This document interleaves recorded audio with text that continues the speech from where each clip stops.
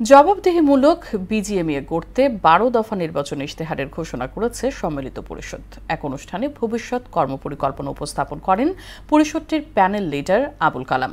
সম্মিলিত পরিষদ নেতারা বলেন, বাড়িঘর বিক্রি করে শ্রমিকদের পাওনা পরিশোধ করতে হচ্ছে শিল্প মালিকদের, যা নেক্কারজনক।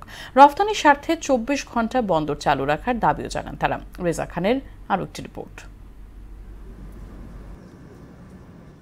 তৈরি পোশাক শিল্প মালিকদের সবচেয়ে বড় সংগঠন বিজিএমইএ। সংগঠনটির কার্যনির্বাহী কমিটির নির্বাচন হবে ৩১ মে। প্রতিদ্বন্দ্বিতা করছে সম্মিলিত পরিষদ ও ফোরাম জোট। বিজিএমইএকে এগিয়ে নিতে রাজধানীর একটি হোটেলে আয়োজিত অনুষ্ঠানে নিজেদের ভবিষ্যৎ কর্মপরিকল্পনা তুলে ধরেন সম্মিলিত পরিষদ। আগামী বছর স্বল্পোন্নত দেশ থেকে বেরিয়ে আসবে বাংলাদেশ। বৈশ্বিক এবং আভ্যন্তরীণ পরিস্থিতি বিবেচনায় এলডিসি গ্রাজুয়েশন কয়েক বছর পিছিয়ে দেয়া দরকার বলে মত দেন বিজিএমইএর সাবেক সভাপতি ও সম্মিলিত পরিষদের প্রধান নির্বাচন সমন্বয়ক ফারুক হাসান। আমাদের এই প্রিভিলেজ বা বেনিফিটটা নেওয়ার জন্য আমাদের এলডিসি গ্রাজুয়েশন পিছানো দরকার। ইউএসএতে ডেনিমে ১ নম্বরে আছে, আমরা ইউরোপিয়ান ইউনিয়নের নিটওয়্যারের কোয়ান্টিটিতে ১ নম্বরে আছি।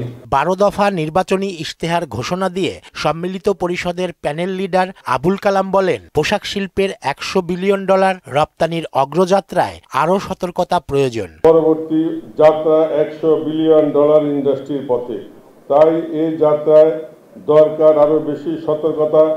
বর্তমানে আমরা একদিকে যেমন উৎপাদন খরচ বৃদ্ধি, গ্যাস বিদ্যুৎ সংকট, সাস্টেনেবিলিটি সহ ব্যবসা সংক্রান্ত বৈশ্বিক নীতিমালায় পরিবর্তনের মুখোমুখি।